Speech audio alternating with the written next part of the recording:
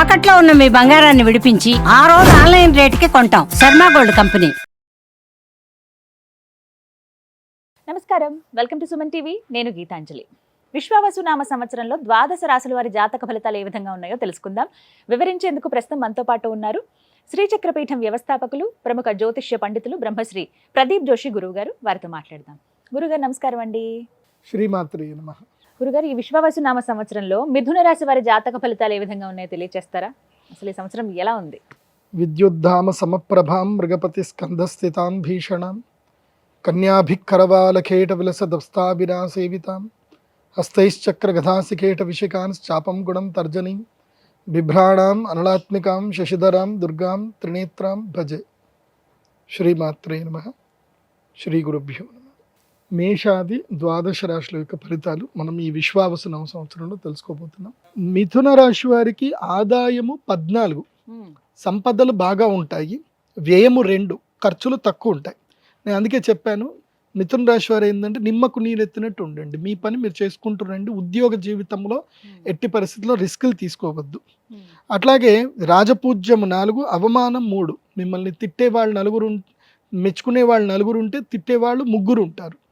కాబట్టి ముఖ్యంగా అత్తగారింట్లో పోకట్లకు వెళ్ళకండి. మీ అత్తగారింటికి ఎక్కడైనా మర్యాదలకు నాకు మర్యాద జరగలేదు అని మర్యాద రామన్నలాగా చేయకండి. ఓకే, చేస్తే మర్యాద రామన్న సినిమాలో సునీల్కి ఏం జరిగిందో మీకు అదే జరుగుతుంది. కాబట్టి జాగ్రత్తగా ఉండండి. నో మర్యాద, ఏది ఉంటే అది, అంతే. హ్యాపీగా ఉండండి. మిథునం. మిథునం అంటే ఏంటి? జంట. జంట అంటే ఏంది? కలిసి ఉండాల్సింది, బ్యాలెన్సింగ్గా ఉండాల్సింది. కానీ మిథున రాశికి ఈ సంవత్సరం ఏం జరుగుతుందంటే కలిసి ఉండడం ఉండదు. ఎవరైతే కలిసిన వాళ్ళు ఉంటారో వాళ్ళందరూ కూడా విడిపోతారు. స్నేహితుల మధ్యన వైరం ఏర్పడుతుంది. నిజ రూపాలు కనిపిస్తాయి. నిజం చెప్పాలంటే మిథున రాశి వారికి నిజమైన స్నేహితుడు ఎవరు, నిజమైన దుర్మార్గుడు ఎవరు, తన జీవితానికి ఉపయోగపడే వ్యక్తి ఎవరు, తన జీవితాన్ని పాడు చేస్తున్న వ్యక్తి ఎవరు, ఈ రియలైజేషన్ మొత్తం తెలిసిపోతుంది. కానీ నిజం నిష్ఠూరమైంది, తట్టుకోలేం మనం. నీ లైఫ్ పార్ట్నరే నిన్ను మోసం చేస్తుంది అని నీకు నీ కళ్ళతో చూసి కరెక్ట్గా తెలిసినా దాన్ని తట్టుకోలేకపోతారు. జీవితం లైఫ్ పార్ట్నర్ కావచ్చు, లేదు బిజినెస్ పార్ట్నర్ కావచ్చు. ఇప్పుడు మన ఎంప్లాయీస్ అందరు పని చేస్తున్నా కరెక్ట్గా ఉన్నారని మనం అనుకుంటాం. మనం ఇప్పుడు ప్రతి చోట ఒక చిన్న నమ్మకం పెట్టి అన్నీ వదిలేస్తాం. ప్రతి చోట వెళ్ళి ఎగ్జామినేషన్ చేయమంటే కుదరదు. కానీ ఆ ఎంప్లాయీస్ కనుక మోసం చేస్తున్నారని తెలిస్తే ఆ ఎంప్లాయీస్ తన ముందు ఎదిగారు, వాళ్ళ వల్ల తను ఎదిగాను అని చెప్పి వాళ్ళని ఏమనకుండా ఉండాలా అనేది తటస్థంగా ఉండిపోతారు. సో ఇలాంటి పరిస్థితి మిథున రాశి వారికి ఏర్పడుతుంది. మిథున రాశి వారికి ఈ సంవత్సరంలో కేవలం 2 నెలలు మాత్రం అదృష్టయోగం ఉంది. 2 నెలలు మాత్రమే. అది ఏమిటి అంటే అక్టోబర్, నవంబర్. ఈ 2 నెలలు మాత్రం సంపదలు వస్తాయి, అనుకున్న పనులు నెరవేరుతాయి, బాగుంటుంది. పెళ్ళిళ్ళు ఏమైనా ఉంటే ఈ టైంలోనే జరుగుతాయి. నవంబర్లో మాత్రం పెళ్ళి, అక్టోబర్లో పెళ్ళిళ్ళు చేసేసుకోండి. నేనేమంటానంటే మిథున రాశి వారు ఈ సంవత్సరం పెళ్ళిళ్ళు చేసుకుంటే మంచిది. ఎందుకోసం అంటే మీకు 1 సంవత్సరం పాటు బాగా లేదు కాబట్టి పెళ్ళిళ్ళు చేసుకోండి. బాగా లేకపోతే పెళ్లి చేసుకోవడం ఏంటి అని అంటే ఆ టైంలోనే పెళ్లి చేసుకుంటే నీ భార్య జాతకంతో అయినా నీకు ఏదైనా కలిసి వస్తుంది. సో నేను లక్కున్న వాళ్ళకి పెళ్లి చేసుకోవద్దని చెప్తాను. ఎందుకోసం అంటే ఆ ఉన్న లక్క కాస్త పోతుంది.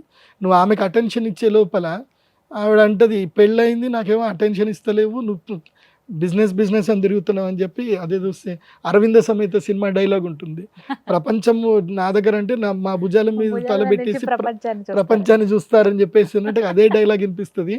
ఇంకేం చేయలేరు జీవితంలో. కాబట్టి నేను చెప్పేది ఏంటంటే మిథున రాశి వాళ్ళు పెళ్లి చేసుకోండి. నేను 6 రాశులు చెప్తా. ఈ 6 రాశుల వాళ్ళు పెళ్లి చేసుకోకండి. ఈ సంవత్సరం పెళ్లి చేసుకొని రిలేషన్షిప్లో పోవాల్సిన వాళ్ళు ఎవరు అంటే మిథున రాశి, కర్కాటక రాశి, కన్యా రాశి, వృశ్చిక రాశి, మకర, కుంభ. ఈ రాశి వాళ్ళందరూ పెళ్ళిళ్ళు చేసుకోండి. మీనరాశి, మేషరాశి, ధనుసు రాశి వాళ్ళు ఏంటంటే పెళ్ళిళ్ళు చేసుకోకండి, పెళ్ళిళ్ళకి పోవకండి.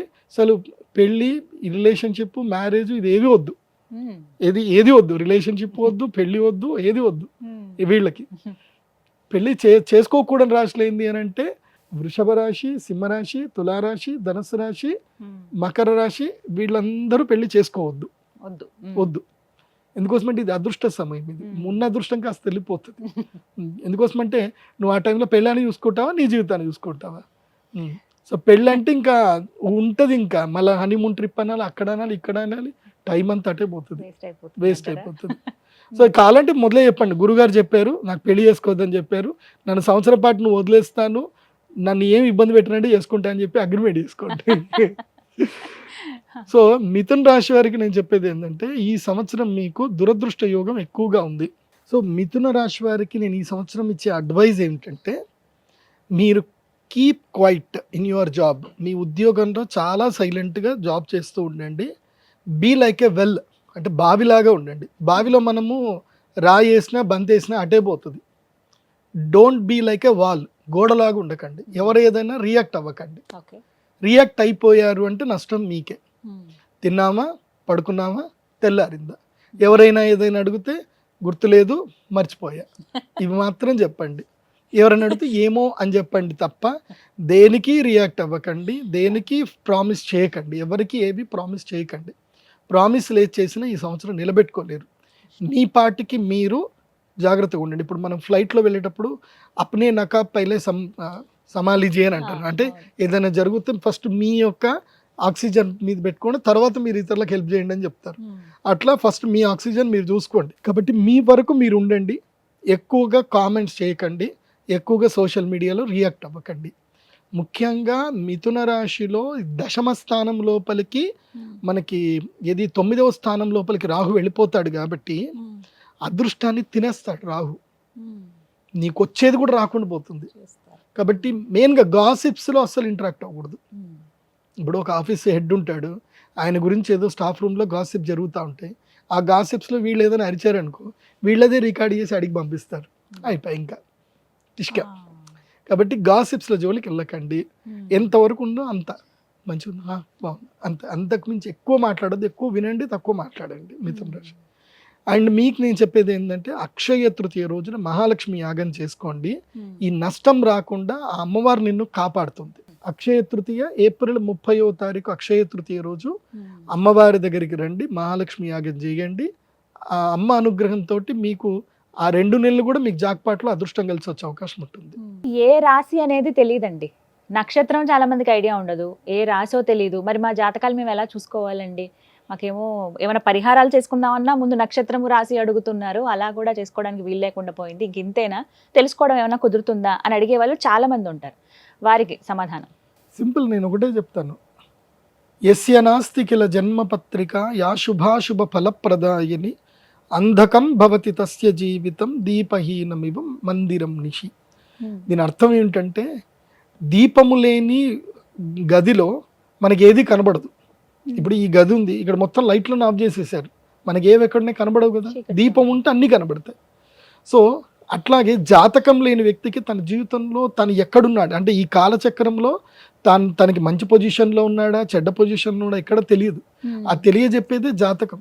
జాతకం ఒకటి ఉందనుకోండి, వాళ్ళ జీవితంలో ఇప్పుడు ఏళ్ళనాటి శని వస్తే ఎట్లా జాగ్రత్త పడాలి, గురుడు లక్ ప్లేస్కి వచ్చాడు, ఇప్పుడు బిజినెస్ చేయాలా, ఉద్యోగం చేయాలా, ఇవన్నీ తెలిసేది జాతకం ద్వారానే. సో జాతకం లేకపోతే ఏం తెలియదు. జాతకం అంటే నీ date of birth, time, place అక్యురేట్గా ఉండాలి. ఉంటేనే అది నీకు జాతకం ఉన్నట్టు. జాతకం లేదు అనుకోండి, ఇక మీకు తల్లిదండ్రులు ఏదైతే పేరు పెట్టారో దాంతో మీరు రాశులు చూసుకోవాలి. జాతకం లేదు అంటే, ఒకవేళ మీ date of birth, time, place ఉంది, మీరు సింపుల్గా నా వెబ్సైట్ విజిట్ అవ్వండి, pradeepjoshi.com వెబ్సైట్ విజిట్ అవ్వండి. అక్కడ మీకు హోరోస్కోప్ డీటెయిల్స్ ఉంటాయి. మీ date of birth, time, place enter చేసి సబ్మిట్ చేస్తే మీ జాతకం మీకు PDF రూపంలో వస్తుంది. సో అక్కడ మీ జన్మ నక్షత్రము, జన్మ రాశి ఉంటుంది. సో దాన్ని బట్టి మీ జన్మ నక్షత్రం ఏంటి, మీ జన్మ రాశి ఏంటి చూసుకొని అప్పుడు మేము ఈ మన ఛానల్లో చెప్పే నేనైతే రాశి ఫలాలు చెప్తానో అవి మీరు ఫాలో అవ్వాలి. ఇప్పుడు పత్రికల్లో ఎక్కడ చూసినా మీ రాశి ఏంది అనేది ఆ రాశి ఫాలో అవ్వాలి. జాతకం ఉండి నంబర్ 1 ప్రిఫరెన్స్ ఏంది అని అంటే కనుక date of birth, time, place మీద వచ్చేదే ఒరిజినల్. అది లేదు అన్నప్పుడు ఇప్పుడు నీ పేరు రాము అనుకో, పేపోరారి చిత్తా నక్షత్రం తులారాశి అవుతుంది. నీ పేరు శ్రీనివాసు అనుకో, అది కూడా చిత్తా నక్షత్రము తులారాశి అవుతుంది. లేదంటే దాక్షాయిణి అని పేరు పెట్టుకున్నారు, భూదాబాడ పూర్వాషాఢ, సో పూర్వాషాఢ నక్షత్రం అవుతుంది. మకర రాశికి వెళ్ళిపోతుంది. సో ఇట్లా మీ యొక్క రాశిని ఏది తెలుసుకోవాలంటే పేరు బట్టి చెప్పే రాశి 100% అయితే ఫలితాలు ఇవ్వదు. జన్మ నక్షత్రం అంటే పుట్టిన సమయంలో ఉన్న నక్షత్రము రాశి మాత్రమే మోస్ట్లీ 80% యాక్యురేట్గా ఉంటుంది. అండ్ వన్ మోర్, రాశి ఫలాలు జనరల్ ప్రెడిక్షన్స్ అందరికీ ఇవి వర్తించవు. క్లియర్గా చెప్తున్నాను, రాశి ఫలాలు జనరల్ ప్రెడిక్షన్స్ అందరికీ వర్తించవు. నీకంటూ నీ ప్రత్యేకమైన దశ అంతర్దశలు ఉంటాయి, అవి మాత్రం నీకు మాత్రం వర్తిస్తాయి 100%. రాశి ఫలాలు జనరల్ ప్రెడిక్షన్ అంటే అప్ టు 60 to 80% యాక్యురేట్గా ఉంటాయి. 60% అయితే కన్ఫర్మ్, 80% వరకు కొంతమందికి యాక్యురెన్సీ ఉంటుంది. కానీ నీకు 100% 80 to 100% యాక్యురెన్సీ రావాలి అని అంటే దశాంతర దశలు తెలుసుకోవాలి. సో ప్రతి ఒక్క వ్యక్తికి దశాంతర దశలు డిఫరెంట్గా ఉంటుంది. ఇప్పుడు మీరున్నారు, మీ అక్క చెల్లెలు ఉన్నారు, మీరందరూ ఇంట్లో ఒకే ఆర్థిక పరిస్థితుల్లో అందరూ ఒకే ఇంట్లో ఉంటున్నారు. కానీ అందరికి ఎవరి అదృష్టం వాళ్ళదే, ఎవరి నాలెడ్జ్ వాళ్ళదే, ఎవరి యోగాలు వాళ్ళదే. ఒకే ఇంట్లో ఉండే ఆడపిల్లలు, ఒక ఆవిడ తక్కువ చదువుకొని ఉండి పెళ్లి చేసుకున్న తర్వాత ఆవిడకి అదృష్టం రావచ్చు, ఒక ఆవిడ బాగా చదువుకొని జీవితాంతం ఉద్యోగం చేస్తూనే ఉండొచ్చు. చదువున్నంత మాత్రాన అదృష్టం వస్తుందని లేదు, చదువు లేనంత మాత్రాన దురదృష్టం అవుతారని లేదు. సో అదృష్ట దురదృష్టాలు చదువు మీద స్కిల్ మీద పని చెయ్యవు. స్కిల్ అనేది జస్ట్ ఏదో బూస్టప్ చేయడానికి పనిచేస్తుంది తప్ప ఎంత స్కిల్ ఉన్నా అదృష్టమే పనిచేస్తుంది. లైక్ ఎగ్జాంపుల్ చెప్పాలంటే రజనీకాంత్ గారు, ఆయన్ని నార్మల్ వ్యక్తి చూస్తే ఆయన స్వయంగా చెప్పారు, నేను ఒక గుళ్ళో కూర్చున్నప్పుడు నన్ను బిచ్చగాడు అనుకొని ఒక ఆవిడ డబ్బులు వేసి వెళ్ళింది. అప్పుడు నేను నవ్వుకున్నాను, దేవుడు గనక నా పైన అనుగ్రహం చేసి ఉండకపోతే నేను సినిమా స్టార్ అని తెలియదు. ఒక నార్త్ గుడిలో కూర్చున్నప్పుడు, నార్త్ ఇండియాలో గుడిలో కూర్చుంటే ఆమె గుర్తుపట్టుకుని డబ్బులు వేసి వెళ్ళిపోయింది. సో ఇది నా పరిస్థితి. ఆయన అహంకారానికి వెళ్ళా, ఆయన తిట్లే. సో భగవంతుడు నన్ను ఇట్లా కరుణించాడు అన్న ఒక పాజిటివ్నెస్ లో ఆయన గొప్పవాడు. ఆ గొప్పతనం అనేది అందరికీ రాదు. అలాంటి బుద్ధి, అలాంటి విచక్షణ ఉంటే తప్ప దేవుడు అదృష్టాన్ని ఇవ్వడు అందరికి. రూపము, యవ్వనము, గుణము, సద్గుణం కాదు, అదృష్టం అనేది భగవంతుడు ఇవ్వాలి. అది ఇస్తే అది ఎవరికి ఇవ్వాలో వాళ్ళకే ఇస్తాడు. దానం ఎవడు చేస్తాడో, ఎవరికైతే ఇచ్చే గుణం ఉంటుందో, ఎవరికైతే పంచే గుణం ఉంటుందో వాడికే భగవంతుడు అదృష్టాన్ని ఇస్తాడు, ఊరికే అందరికి ఇవ్వడు. సో కాబట్టి జాతకం చాలా ఇంపార్టెంట్. ఇప్పుడు నేను రాశిఫలాలు చెప్తాను, కానీ చెప్పేటప్పుడు మీరు జాతకం లేకుండా మీ ఇష్టం వచ్చినట్టుగా మీ పేర్లతో చెప్పుకొని గురుగారు కరెక్ట్ చెప్పలేదు, అన్ని రాంగ్ వెళ్ళిపోతున్నాయి అనుకుంటే అది మీ పొరపాటు, నా పొరపాటు కాదు. సరిగ్గా సరి చూసుకుని ఎవరి రాశి ఏదో నక్షత్రం ఏదో చూసుకుంటే సరిపోతుంది. ధన్యవాదాలు గురుగారు, నమస్కారం.